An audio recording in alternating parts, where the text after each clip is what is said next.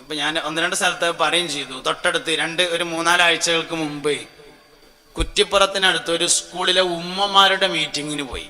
ഒരു ഓഡിറ്റോറിയം നിറച്ച് ഉമ്മാര്, വേറെ ആരുമില്ല. ഉമ്മാർക്ക് മാത്രമേ പ്രവേശനമുള്ളൂ, കുട്ടികളാരെയും കൊണ്ടുവരുതെന്നൊക്കെ പറഞ്ഞിട്ട് രജിസ്റ്ററൊക്കെ ചെയ്തിട്ട് ഒരു സ്കൂളിന്റെ പേരൻസ് ആണ്, ഉമ്മാർക്ക് മാത്രമുള്ള സംഗമം. അപ്പൊ അതിന്റെ സെറ്റപ്പും കാര്യമൊക്കെ കൂടി കണ്ടപ്പോൾ ഞാൻ അവരോട് ചോദിച്ചു, എന്താ ഇത് ഇങ്ങനെ ഒരു പരിപാടി നടത്താൻ വേണ്ടി എന്തിവിടെ ഉണ്ടായി എന്ന് ചോദിച്ചു. അതിൽ ഓല് പറഞ്ഞു, നഴ്സറി കുട്ടിനെ 1-ാം ക്ലാസ്സിലെ LP കുട്ടി ഉപയോഗപ്പെടുത്താൻ ശ്രമിച്ചു, അതൊന്നും ഉമ്മാരോട് പറയണമെന്ന് എഴുതിയിട്ട് വിളിച്ചതാണ് പറഞ്ഞു. പഠിച്ചപ്പോ എന്താ വിഷയം എന്നറിയങ്ങള്, കുട്ടി ഉറങ്ങിന്ന് എഴുതിയിട്ട് മൊബൈലുമ്മ കളിച്ചതാണ് ദിവസമായി. അത് കുട്ടി ഉറങ്ങലില്ല. മനസ്സിലായോന്നറിയില്ല നിങ്ങൾക്ക്. കുട്ടി ഉറങ്ങിന്ന് എഴുതിയിട്ട് മൊബൈൽ ഓണാക്കിയിട്ട് കാണാൻ പറ്റാത്തത് കണ്ടു. കുട്ടി അത് സ്ഥിരമായിട്ട് കാണലുണ്ട്. ഇതിൽ മുഴുകിയതുകൊണ്ട് കുട്ടി ഉണർന്നിരിക്കണത് അറിഞ്ഞിട്ടില്ല എന്നുള്ളതാണ്. അപ്പൊ കുട്ടി സ്ഥിരമായിട്ട് കാണലുണ്ട്, അത് പ്രയോഗവൽക്കരിച്ചു. ഗൾഫ് ഫാമിലി അതിൽ വളരെ മുമ്പന്തിയിലാണ്. ഗൾഫിക്ക് പോണേന് ഞാൻ എതിരില്ല, പോകണം, ഫാമിലിനെ കൊണ്ടുപോകണം. ഫാമിലിനെ കൊണ്ടുപോവുകയാണെന്ന് പറഞ്ഞാൽ അമ്മായിമാര് വേഗം സമ്മതിക്കും വേണം. ആ അഭിപ്രായക്കാരനാണ് ഞാൻ. ഫാമിലിനെ കൊണ്ടുപോവുകയാണെന്ന് പറഞ്ഞാൽ എളുപ്പം കൊണ്ടേക്കോ മാനേ, ഞാൻ അങ്ങോട്ട് പറയാൻ നിൽക്കായിരുന്നു എന്ന് പറയണം. വാപ്പാരുമാരും ഒക്കെ അങ്ങനെയാണ് പറയേണ്ടത്, കൊണ്ടേക്കോട്ടെ. കായൊന്നും ബാക്കി ഉണ്ടാവില്ല, അത് വേറെ കാര്യം. എന്നാലും ഒരു ജീവിച്ച് തീർന്നോട്ടെ, പ്രശ്നമൊന്നുമില്ല. പൈസ ബാക്കിയൊന്നും ഉണ്ടാവില്ല ഫാമിലിനെ കൊണ്ടായാല്. പക്ഷെ കൊണ്ടായുള്ളൊരു പ്രശ്നം ഉണ്ടാകും. എന്താ നിങ്ങള്, നല്ല സൗകര്യമാണ്. അല്ലെങ്കിൽ കുറേ ഗൾഫ് ഫാമിലിനെ നമ്മൾ കാണുന്നതാണ്, ആകെ ഒരു 15 വലിപ്പമുള്ള ഒരു റൂം ഉണ്ടാകുക. 15 അടി നീളം 15 അടി വീതിയുള്ള ഒരു റൂം. അതിൻ്റെ ഉള്ളിൽ തന്നെയാണ് ഡൈനിങ് ഹാള്, അതിൻ്റെ ഉള്ളിൽ തന്നെയാണ് സിറ്റ് ഔട്ട്, അതിൻ്റെ ഉള്ളിൽ തന്നെയാണ് ലിവിങ് റൂം, അതിൻ്റെ ഉള്ളിൽ തന്നെയാണ് പിന്നെ ബെഡ്റൂം, അതിൻ്റെ ഉള്ളിൽ തന്നെയാണ് ബാത്റൂം, അതിൽ തന്നെയാണ് വാഷിംഗ് മെഷീന്, അതിൽ തന്നെയാണ് ഫ്രിഡ്ജും. ഏറ്റവും ചുരുങ്ങിയത് ശ്വാസം വിടണ ഒച്ചലും കേൾക്കുമല്ലോ, അത് കേട്ടതാണ് പ്രശ്നം എന്ന്.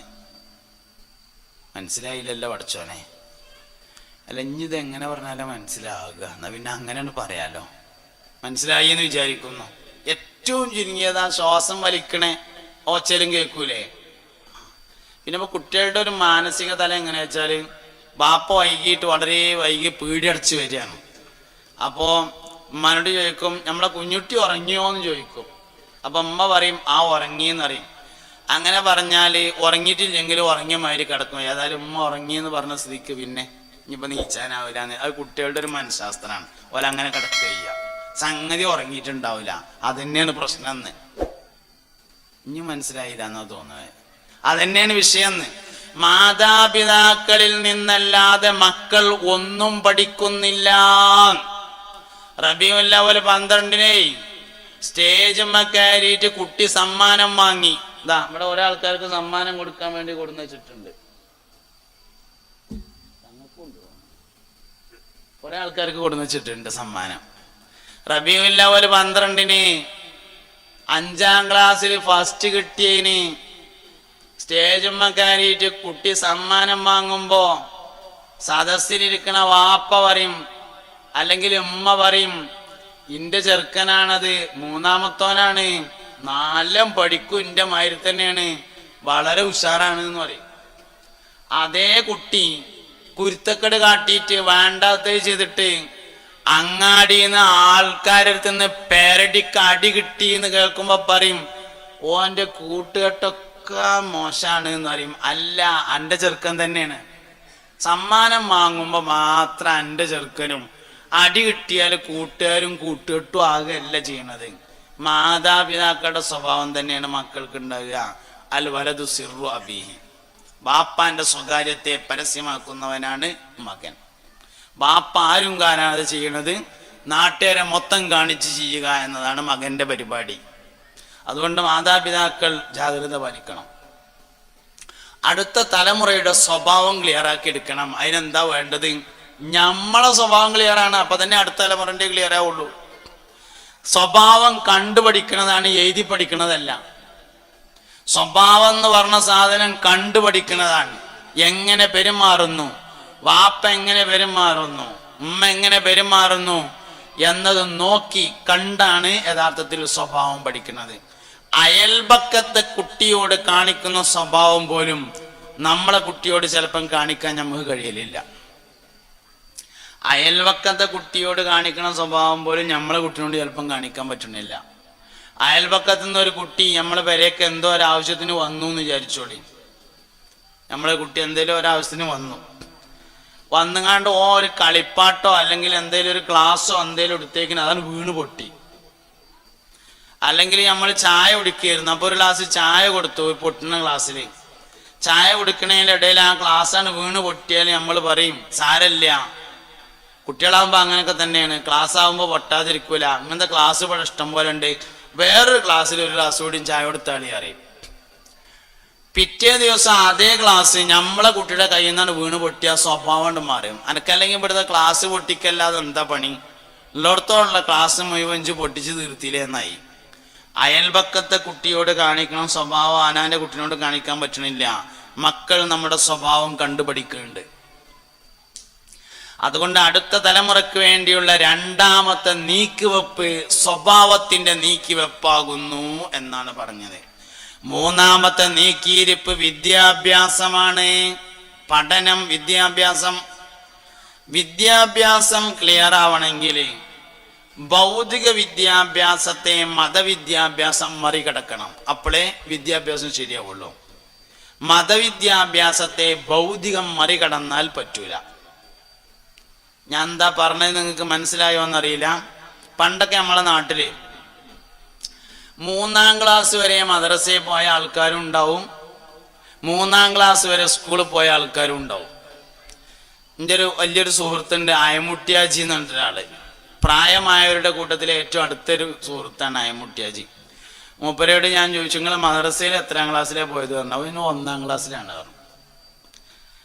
സ്കൂളിലോ എന്ന് ചോദിച്ചു. സ്കൂളിലും ആകെ 1ാം ക്ലാസ്സിലാണ്, അത് ആകെ 3 ദിവസമാണ് പോയിട്ടുള്ളത് പറഞ്ഞു. അതായത് മൂപ്പർക്ക് ഹജ്ജിന് പോകാൻ വേണ്ടി പാസ്പോർട്ട് എടുക്കാൻ വേണ്ടിയിട്ടേ, അപ്പോൾ ഈ സ്കൂൾ സർട്ടിഫിക്കറ്റ് വേണമല്ലോ, അപ്പോൾ എങ്ങനെ ഇപ്പോൾ കിട്ടുക എന്ന് ആലോചിച്ചിട്ട് ഒരു പിടുത്തുമില്ല. അപ്പോൾ അവസാനം മൂപ്പരൊരു വഴി പറഞ്ഞു, നമ്മളെ ഈ പാലത്തും ഒരു തീയതി എഴുതി വെച്ചിട്ടുണ്ടാവും, അതന്നെയാണ് തീയതി പറഞ്ഞു. അതെന്താ വെച്ചാൽ ഈ സ്കൂൾക്ക് പോണ സമയത്ത് പാലം പണി നടന്നുകൊണ്ടിരിക്കുകയാണ്. സ്കൂൾ പോണടുത്തൊരു ചെറിയ പാലുണ്ട്, ഒരു തോടിനുള്ളൊരു പാലുണ്ട്. ആ പാലം പണി നടക്കുമ്പോൾ വെറുതെ ഇങ്ങനെ പഴയ കാലത്തൊക്കെ പറഞ്ഞിട്ടിരുന്നൊരു നുണയാണ്, പാലം പണിയെടുക്കുമ്പോൾ കുട്ടികളെ അറുത്തിട്ട് ചോര തേച്ചാൽ പാലത്തിന് നല്ല ഉറപ്പുണ്ടാവും എന്ന്. അങ്ങനെ ഒരു ഈ കുട്ടികളൊക്കെ വെറുതെ പറഞ്ഞേക്കണ ഓരോ കഥയാണത്, അർത്ഥമില്ലാത്ത കഥ. അപ്പൊ അങ്ങനെ ഒരു കഥ പറഞ്ഞിട്ട് 3 ദിവസം പോയി, 3ാമത്തെ ദിവസമാണ് ഈ കഥ കേട്ടത്. പിന്നെ ആ വൈക്ക് പോയില്ല പറഞ്ഞു. അങ്ങനെ 1ാം ക്ലാസ്സിലാണ് പോയത് പറഞ്ഞു. അപ്പൊ ഇങ്ങനെ 1ാം ക്ലാസ് മദ്രസയും 1ാം ക്ലാസ് സ്കൂളുള്ളവരുണ്ടാവും, 2ാം ക്ലാസ് മദ്രസയും 2ാം ക്ലാസ് സ്കൂളുള്ളവരുണ്ടാവും, 3ാം ക്ലാസ് മദ്രസയും 3ാം ക്ലാസ് സ്കൂളുള്ളവരുണ്ടാവും. ഓലിങ്ങനെ തോട്ടത്തിൽ ഇങ്ങനെ തെങ്ങ് ഇങ്ങനെ കൊത്തിക്കൊണ്ടിരിക്കണതിൻ്റെ ഇടയിൽ ഒരാൾ വന്നിട്ട് ചോദിച്ചു, അല്ലടാ അള്ള ഉണ്ട് എന്നുള്ളതിന് എന്താ എൻ്റെ അടുത്ത് തെളിവ് എന്ന് ചോദിച്ചാല് കൈക്കോട്ടും തായി ഇങ്ങോട്ട് തല മാറി പിടിച്ചിട്ട് ദേശം അടുത്തേക്കണ് വാനക്ക് ഞാൻ തെളിവ് ഇപ്പൊ പറഞ്ഞുതരാന്ന് പറയും. ഓൻ്റെ ഈമാൻ പോവില്ല, ഓൻ്റെ ഈമാൻ ഒരു കുഴപ്പം പറ്റില്ല. എന്താ കാരണം? ഭൗതിക വിദ്യാഭ്യാസം എത്രയാണോ മതവിദ്യാഭ്യാസവും അത്രയാണ് എന്നതാണ് കാരണം. ഇതാണ് വിദ്യാഭ്യാസത്തിന്റെ പരിപാലനം എന്ന് പറഞ്ഞത്. എത്രയും ഭൗതികം പഠിക്കാം, അത്തരം അതും പഠിച്ചാൽ മതി, ഒരു കുഴപ്പവും സംഭവിക്കൂല. എല്ലാവരും മൂല്യന്മാരാണെന്നൊന്നല്ല ഈ പറഞ്ഞതിൻ്റെ അർത്ഥം. മൂല്യന്മാർ കുറച്ച് മതി, അല്ലെങ്കിൽ എനിക്കൊന്നും പണി ഉണ്ടാവില്ല. എല്ലാവരും മൂല്യരായ എന്താട്ട, പക്ഷെ ഒരു തറവാട്ടിലൊരു മൂല്യരുമാണ്. ഇനിയിപ്പോൾ വേനൽക്കാലം വരികയാണ്, ഇപ്പൊ തണുപ്പ് കഴിഞ്ഞിട്ട് വേനൽക്കാലം വരും. വേനൽക്കാലം വന്നാൽ എല്ലായിടത്തും ഉണ്ടാവും കുടുംബസംഗമം. വേനൽക്കാലം വന്ന ഒരു പ്രധാന പരിപാടിയാണ് കുടുംബസംഗമം. നമുക്ക് എന്തെങ്കിലുമൊക്കെ ഒരു പേരിൽ അടക്കം ഓരോ സംഗമവും ഓരോ ബിരിയാണിയും വേണം, അതാണുള്ള സംഭവം. അപ്പൊ ഓരോ കുടുംബസംഗമങ്ങൾ എതിരൊന്നും അല്ല കേട്ടോ, പറഞ്ഞേട്ടാ ചിലപ്പോൾ ഞാൻ അതിന് എതിരാന്ന് തോന്നും. എതിരായതുകൊണ്ട് പറയല്ല, എന്നാ ചില എതിർപ്പുകളൊക്കെ ഉണ്ടേനും കുറെ അനുകൂലമായ ഘടകങ്ങളുണ്ട്. അപ്പോ കുടുംബസംഗമൊക്കെ നടത്തുമ്പോൾ പ്രധാനമായിട്ടും ചിന്തിക്കേണ്ട ഒരു കാര്യം, എല്ലാ പ്രധാനപ്പെട്ട കുടുംബത്തിലും ഒരു മൂല്യര് വേണം, ഒരു ഡോക്ടർ വേണം, ഒരു പോലീസുകാരൻ വേണം, ഒരാൾ എഞ്ചിനീയർ ഉണ്ടാവണം, ഒരാൾ വില്ലേജ് ഓഫീസർ ഉണ്ടാവണം, ഒരാൾ പഞ്ചായത്ത് ഓഫീസർ ഉണ്ടാവണം, ഒരാൾ ഹെഡ്മാഷ് ആയിരിക്കണം, ഒരാൾ മൂല്യരും ആയിരിക്കണം. അതില്ലെങ്കിൽ ഉണ്ടാക്കണം. ഒരു തറവാട്ടിൽ ഒരാൾ മോലേര് മയ്യത്ത് നിസ്കരിക്കാൻ, കല്യാണ നിശ്ചയത്തിന് നീച്ചെന്ന് വർത്താനം പറയാൻ ഒരു മോലേരുണ്ട്. എല്ലാം തികഞ്ഞ മോലേര് ഒന്ന് ഇല്ലെങ്കിൽ ഉണ്ടാക്കണം. അങ്ങനെ അപ്പൊ എല്ലാം വേണം. വിദ്യാഭ്യാസത്തിന്റെ കാര്യം എന്ന് പറഞ്ഞാൽ ഭൗതികം എത്രയാണോ അറിയുക അത്ര മതവും പഠിക്കുക. ഭൗതിക വിദ്യാഭ്യാസത്തിനനുസരിച്ച് മതം പഠിച്ചില്ലെങ്കിൽ ഉണ്ടാകാവുന്ന ഒരു ബുദ്ധിമുട്ട്, ഈ ഭൗതിക വിദ്യാഭ്യാസമാണ് ഏറ്റവും വലുത് എന്ന് തോന്നും. ഇതിൽ ദീനിന് വലിയൊരു കാഴ്ചപ്പാടൊന്നുമില്ല എന്ന് തോന്നും. സത്യത്തിൽ ഇസ്ലാം ദീൻ എന്ന് പറയുന്നത് സമൂഹത്തിന് ആവശ്യമായ എല്ലാ കാര്യങ്ങളും ഉൾക്കൊള്ളുന്ന, മനുഷ്യന്റെ തൊട്ടിൽ മുതൽ കട്ടിൽ വരെയും കട്ടിലിന് ശേഷവും നീണ്ടു നിൽക്കുന്ന സമഗ്രമായ ജീവിത പദ്ധതിയാണ് ഇസ്ലാം ദീൻ എന്ന് പറയുന്നത്. ആ ജീവിത പദ്ധതിയെ മുഴുവനായും പഠിച്ചില്ലെങ്കിൽ അതിന്റെ രഹസ്യം മനസ്സിലാവില്ല. ഇപ്പൊ തൊട്ടടുത്തുണ്ടായ ഒരു വിവാദം എന്ന് പറഞ്ഞാല് മുതലൊരുക്കണതുമായി ബന്ധപ്പെട്ട് ആണുങ്ങളെ പകുതിയുള്ളു പെണ്ണുങ്ങൾക്ക് എന്നുള്ളതാണ് പുതിയ വിവാദം. എന്താ ഇസ്ലാമിൽ അനീതിയാണ്, സ്ത്രീകൾക്ക് പകുതിയേ ഉള്ളൂ. അങ്ങനെ ഒരു വിവാദം കേൾക്കുമ്പോൾ നമ്മൾ എന്താ ചെയ്യേണ്ടത്? എല്ലാ വിവാദങ്ങളും നമുക്ക് ആ വിഷയം പഠിക്കാനുള്ള അവസരമായി മാറ്റാം.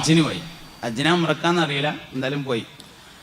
അങ്ങനെ ഉംറ കഴിഞ്ഞിട്ട് അല്ലെങ്കിൽ ഹജ്ജ് കഴിഞ്ഞിട്ട് മദീനയിൽ സിയാറത്തൊക്കെ കഴിഞ്ഞിട്ട് റൗള ഷരീഫിന്റെ അടുത്ത് ഇരുന്നിട്ട് ദുആ പടച്ചോനെ, അള്ളാഹുവേ, എനിക്ക് ജീവിതത്തിൽ വഴി കാണിക്കാൻ പറ്റുന്ന ഒരാളെ എൻ്റെ ജീവിതകാലത്ത് എനിക്ക് നീ കാണിച്ചു തരണമേ അല്ലാ. മലയാളത്ത് പറഞ്ഞാൽ ഒരു മുറബിയായ ഷേഖിനെ എനിക്ക് തരണേന്ന് തോരുന്നു. ജീവിതത്തിന് വഴി കാണിക്കാൻ പറ്റുന്ന ഒരാളെ കാണിച്ചു തരണേന്ന് തോരുന്നു. അന്ന് രാത്രി മുസ്തഫായ നബി തങ്ങളെ സ്വപ്നത്തിൽ കണ്ടു സല്ലല്ലാഹു അലൈഹി വസല്ലം. അപ്പോൾ പുണ്യനബിയോട് സല്ലല്ലാഹു അലൈഹി വസല്ലമയോട് മഹാനവറുകൾ ഇതേ അഭിപ്രായം പറഞ്ഞു, എനിക്ക് ജീവിതത്തിന് വഴി കാണിക്കാൻ പറ്റുന്ന ഒരാളെ എൻ്റെ ഹയാത്ത് കാലത്ത് കാണിച്ചു തരണം. മുത്തുനബി സല്ലല്ലാഹു അലൈഹി വസല്ലമ തങ്ങൾ പറഞ്ഞു, ശുജായി, നിങ്ങളെ കയ്യിൽ ഒരു തസ്ബീഹ് മാലല്ലേ, അതൊരാൾ ചോദിച്ചെങ്ങാണ്ട് വരും. അപ്പം ആ തസ്ബീഹ് മാല അയാൾക്കാണ് കൊടുക്കുക. അയാൾ തന്നെയാണ് നിങ്ങളെ ജീവിതത്തിന് വഴി കാണിക്കാൻ പറ്റണ ഏറ്റവും നല്ല ആള് എന്ന് പറഞ്ഞു. നേരം വെളുത്തു. ശുജായി തസ്ബീഹ് മാല എടുത്തിട്ട് ഇങ്ങനെ പിടിച്ചു. എന്നിട്ട് ഇങ്ങനെ നടന്നു ആരെങ്കിലും ചോദിക്കാൻ വേണ്ടിയിട്ട്. പക്ഷെ ആരും ചോദിച്ചില്ല. അവസാനം നാട്ടിൽ നിന്ന് ഹജ്ജിന് പോയവരൊക്കെ മടങ്ങാണ്. മൂപ്പര് ദസ്യമായിട്ട് കുറെ നടന്നു നോക്കി, ചോദിക്കണില്ല. അത് കീശയിലിട്ടിട്ട് മൂപ്പര് പോന്നു നാട്ടിക്ക്. നാട്ടിൽ വന്ന് വയൽ പറയാൻ തുടങ്ങി. വയതിനൊക്കെ പോയിട്ട് ഇങ്ങനെ എവിടെയൊക്കെ വയൽ കഴിഞ്ഞാൽ ഐദുറസ്വലിയുടെ വണ്ടിക്കാണ് മൂപ്പര് പോയിന്ന്. ഐദുറസ്വലിയുടെ വണ്ടി പറഞ്ഞാൽ ഏത് കിട്ടിയ വണ്ടിക്ക് കയറലാണ് ഐദുറസ്വലിയുടെ വണ്ടി. എല്ലാ വണ്ടിയും മൂപ്പരുതാണല്ലോ, അതിനാണ് പോവുക. അങ്ങനെ ലോറിയിലൊക്കെ ചെന്ന് ഇറങ്ങിയിട്ട് ഇങ്ങനെ അവിടെ ഒരു പെട്ടിക്കട ഉണ്ട്. ആ പെട്ടിക്കടയിൽ നിന്ന് ഒരു ചൂട്ട് വാങ്ങും. 25 പൈസ കൊടുത്തിട്ട് ഒരു ചൂട്ട് വാങ്ങിയിട്ട് ആ ചൂട്ട് ഇങ്ങനെ കത്തിച്ചിട്ട് അതിങ്ങനെ മിന്നിയിട്ട് പെരേക്ക് ഇങ്ങനെ പോവും. അങ്ങനെ വയലൊക്കെ തുടങ്ങി നാട്ടിൽ വന്ന് ചൂട്ട് വാങ്ങി പെരേക്ക് പോവും. പിറ്റേന്ന് വയതിന് പോവും. അങ്ങനെ പോക്കും വരവൊക്കെ ഇങ്ങനെ തുടങ്ങി ജോറായി. ഒരു ദിവസം വയൽ കഴിഞ്ഞിട്ട് ഇങ്ങനെ മടങ്ങി വരികയാണ്. നാട്ടിൽ വന്നിറങ്ങി ചൂട്ട് വാങ്ങാൻ വേണ്ടി പെട്ടിക്കട കയറി ചൂട്ട് വാങ്ങിയിട്ട് പൈസ കൊടുത്തപ്പോൾ കച്ചവടക്കാരൻ പറഞ്ഞു, പൈസ വേണ്ട, എനിക്ക് നിങ്ങൾ ആ തസ്ബീഹ് മാല തന്നാൽ മതിയായിരുന്നു. അതില് പറഞ്ഞു, എൻ്റെ താഴെ ഒരു തസ്ബീഹ് മാല ഉള്ളൂ, അത് അങ്ങനെ തരാനുള്ള എല്ലാവരും, അതങ്ങനെ ഒന്നേ ഉള്ളൂ, അത് അങ്ങനെ കൊടുക്കാൻ പറ്റിയൊരു തസ്ബീഹ് മാലല്ല. അത് പിന്നെ ജീവിതത്തിൽ വഴി കണക്കാൻ വേണ്ട ഷെയ്ഖ് ചോദിക്കുമ്പോൾ കൊടുക്കാൻ വേണ്ടി നബി തങ്ങൾ പറഞ്ഞതാണല്ലോ സല്ലല്ലാഹു അലൈഹി വസല്ലം. അവൻ മൂപ്പര് കൊടുത്തില്ല, അതങ്ങനെ തരാം. അതിലും മൂപ്പര് പറഞ്ഞു, ഏതേലും തസ്ബീഹ് മാലല്ല ഞാൻ അങ്ങോട്ട് ചോദിച്ചത്, ആ മദീനത്തുനിന്ന് നബി തങ്ങൾ തരാൻ പറഞ്ഞൊരു തസ്ബീഹ് മാലല്ലേ, അതിട് തരീന്നാ പറഞ്ഞത് പറഞ്ഞു. കച്ചവടക്കാർ മോശക്കാരൊന്നുമല്ല, അങ്ങനത്തെ കച്ചവടക്കാരും ഉണ്ട്. നമ്മളെ കച്ചവടമാകുമ്പോൾ കുറച്ചൊക്കെ തട്ടിപ്പും വെട്ടിപ്പും ഒക്കെ ഉണ്ടാവും. 2 കൂട്ടർക്കാർക്കാണ് അങ്ങനെ ഒരു തോന്നലുള്ളത്. ഒന്ന് രാഷ്ട്രീയക്കാർക്കും വേറെ ഒന്ന് കച്ചവടക്കാർക്കും. കുറച്ചൊക്കെ അങ്ങനെ ഇങ്ങനെയൊക്കെ ഉണ്ടാവും. അത്താജിറു സദൂഖുൽ അമീനു മഅൻ നബിയ്യിന വസ്സദ്ദീഖീൻ ഹബീബുനാ റസൂലുള്ളാഹി. അത്താജിറു സദൂഖുൽ അമീനു, സത്യസന്ധനും വിശ്വസ്തനുമായ കച്ചവടക്കാരൻ, മഅൻ നബിയ്യിന, അമ്പിയാക്കളോടൊപ്പവും, വസ്സുദ്ദീഖീന സുദ്ദീഖ് റളിയല്ലാഹു അൻഹുവിൻ്റെയും അനുയായികളാകുന്ന സ്വഹാബത്തിൻ്റെയും ഒപ്പം സ്വർഗത്തിലാണ്. അത്താജിറു സ്വദൂഖുൽ അമീനു മഅൻ നബിയ്യീന വസ്സുദ്ദീഖീൻ. പക്ഷെ 2 നിബന്ധനയുണ്ട് കച്ചവടത്തിന്. 1 വിശ്വസ്തത, 2 സത്യസന്ധത. അത് രണ്ടും ഉണ്ടോ? പെട്ടിക്കട മതി സ്വർഗത്തിൽ പോകാൻ. നല്ലത് കേടെന്നാൽ പറ്റരപ്പാവും. ഏത് സംഗതി അങ്ങനെയാണ്. നല്ല സാധനം കേടെന്നാലാണ് പറ്റരപ്പാകുക. മൂല്യന്മാരാരെങ്കിലും തോണ്ടിയാലുള്ള വലിയ പ്രശ്നമാവും. തോണ്ടാൻ പാടില്ല, ഒരിക്കലും പറ്റൂല. നല്ല കേടെന്നാൽ പറ്റരപ്പായി. അങ്ങനെ ബിരിയാണി കേടെന്നാൽ ചോറ് കേടെന്ന മാതിരി ആവില്ല, അടുത്തുകൂടെ പോകാൻ പറ്റൂല. മനുഷ്യൻ മരിച്ചാൽ പൂച്ച അത്ത മാതിരി ആവില്ല, അടുത്തുകൂടെ പോകാൻ പറ്റൂല. നല്ലത് കേടെന്നാൽ പറ്റരപ്പായി. അതന്നെയാണ് കച്ചവടത്തിനുള്ളത്. നല്ലതൊക്കെ ചെയ്താൽ സ്വർഗത്തിൽ പോകാൻ ഒരു പെട്ടിക്കട മതിയാവും. മുത്തുനബി പറഞ്ഞതാണ് സല്ലല്ലാഹു അലൈഹി വസല്ലം. ഇമാം ബുഖാരി റിപ്പോർട്ട് ചെയ്ത ഹദീസാണ്. അത്താജിറു കച്ചവടക്കാരൻ, അസ്സദൂഖു സത്യസന്ധൻ, അൽ അമീനു വിശ്വസ്തൻ, മഅൻ നബിയ്യീന വസ്സുദ്ദീഖീൻ നബിമാരോടും സുദ്ദീഖീങ്ങളോടും ഒപ്പമാകുന്നു. 2 കാര്യം വേണം. 1 സത്യസന്ധതയുണ്ടായിരിക്കണം, 2 വിശ്വസ്തത ഉണ്ടായിരിക്കണം. രണ്ടും 2ആണ്, ഒന്നല്ല. 2 2ആണ്. സത്യസന്ധത വേറെയാണ്, വിശ്വസ്തത വേറെയാണ്. കള്ളനെയും വിശ്വസിക്കാൻ പറ്റും ചിലപ്പോൾ, പക്ഷെ സത്യസന്ധനായിക്കോണമെന്നില്ല. സത്യസന്ധനും വിശ്വസ്തനുമായ കച്ചവടക്കാരനായിരിക്കണം. അതാണ് കച്ചവടത്തിൻ്റെ മാനദണ്ഡം. സത്യസന്ധനായിരിക്കണം, വിശ്വസ്തനായിരിക്കണം. എന്നാൽ കച്ചവടം കൊണ്ട് വിജയിക്കാൻ വേണ്ടി പറ്റും.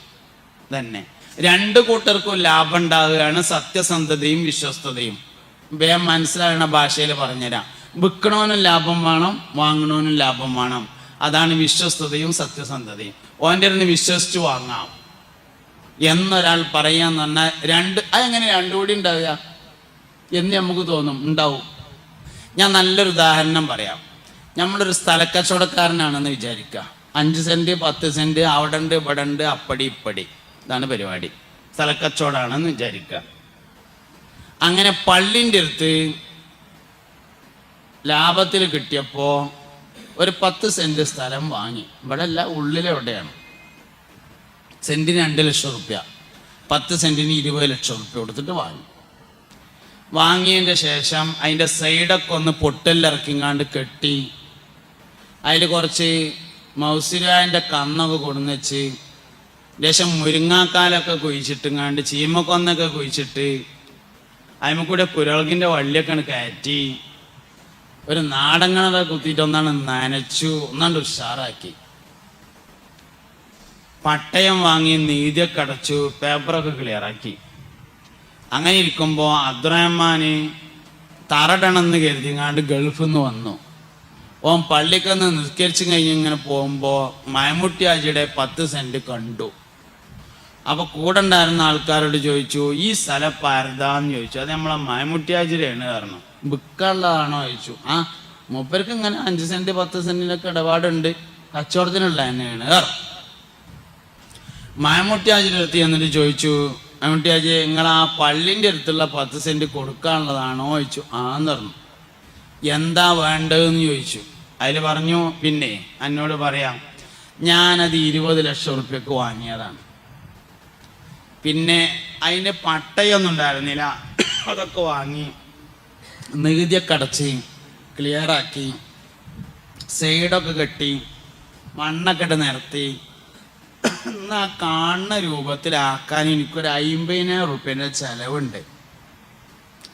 20,50,000 റുപ്യ ഞാനതൊരു 25 ലക്ഷം റുപ്യ തന്ന് ആനക്കണ്ട് തരാമെന്ന് പറഞ്ഞു.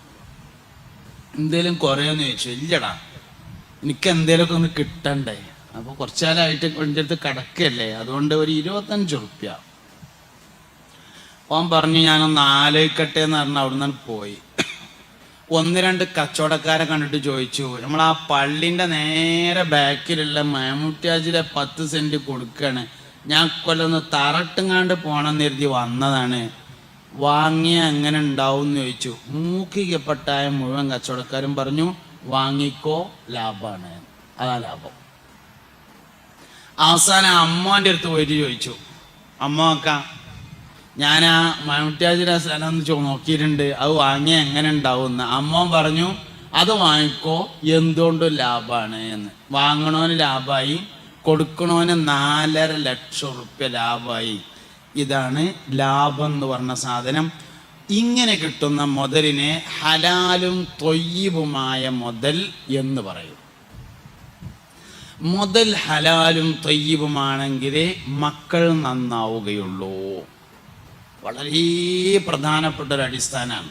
കുട്ടികൾ കേടുവരുന്നതിനാകെ ഒരു കാരണമേ ഉള്ളൂ, തിന്നാൻ കൊടുക്കുന്നത് ഹലാലും തൊയ്യിബുമായില്ല എന്ന ഒരൊറ്റ കാരണം മാത്രമാണ്. വേറെ ഒരു കാരണവും മക്കൾ കേടുവരുന്നതിനില്ല.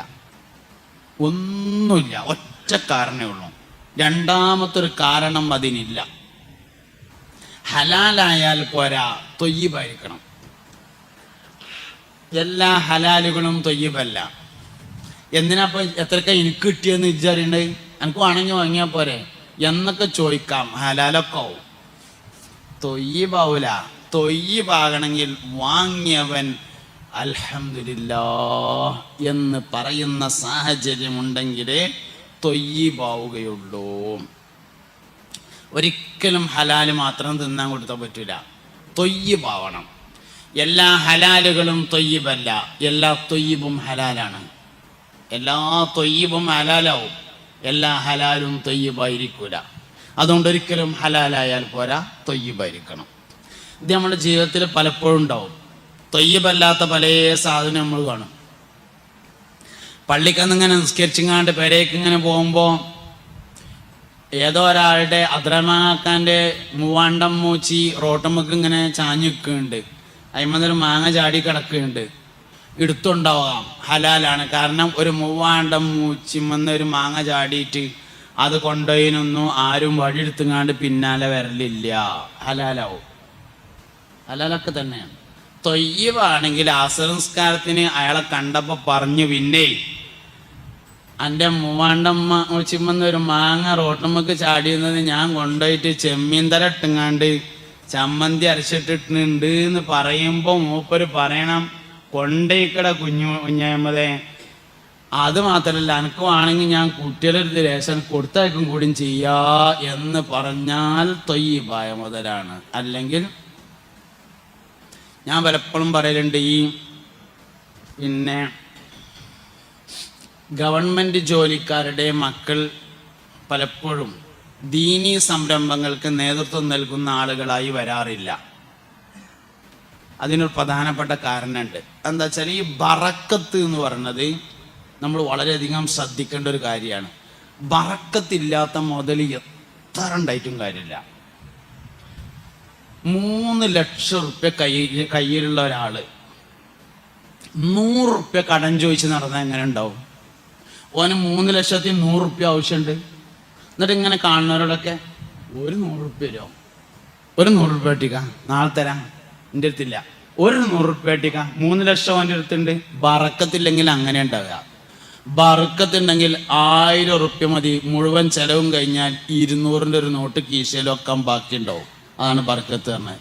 ഇത് പൈസയിൽ മാത്രമല്ല, ഇത് മക്കളിലുണ്ട്. 10 മക്കളുണ്ട്, ആവശ്യ നേരത്തെ ഒറ്റൊന്നുമില്ല, ഒരു ചെറുക്കനേ ഉള്ളൂ, എല്ലാറ്റിനും കൊണ്ടോ ആള് ബാക്കിയുണ്ട്. ബർക്കത്താണ്. സമയത്തിലെ ബർക്കത്തുണ്ട്.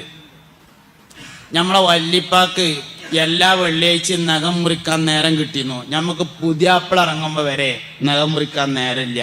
സമയത്തിൽ ബർക്കത്തില്ലായിട്ടാണ്. അതുകൊണ്ട് കച്ചവടത്തിലെ ബറക്കത്ത് നല്ലോണം സൂക്ഷിക്കണം. ബർക്കത്തില്ലാത്തത് എത്ര സൂപ്പർ മാർക്കറ്റ് ആയിട്ടും കാര്യമില്ല. ബർക്കത്തുള്ള ഒരു പെട്ടിക്കടയാണെങ്കിൽ ഓൻ ഭംഗിയായിട്ട് ജീവിച്ചു പോകും. ബറക്കത്ത് നഷ്ടപ്പെടുന്ന ചില കാര്യങ്ങളുണ്ട്. തൊയ്യിബല്ലാത്തത് വന്നു ചേർന്നാൽ ബറക്കത്ത് നഷ്ടപ്പെടും. പ്രധാനമായും 2 കാരണങ്ങളാണ് ബറക്കത്ത് നഷ്ടപ്പെടാൻ ഉണ്ടാവാറുള്ളത്. ഒന്ന്, ലോൺ എടുത്ത് കച്ചവടം തുടങ്ങാം. ശവത്തിൽ കുത്തല്ല കേട്ടോ, ഞാൻ ഉള്ളതുള്ള മാതിരി പറയാന്നേ ഉള്ളൂ.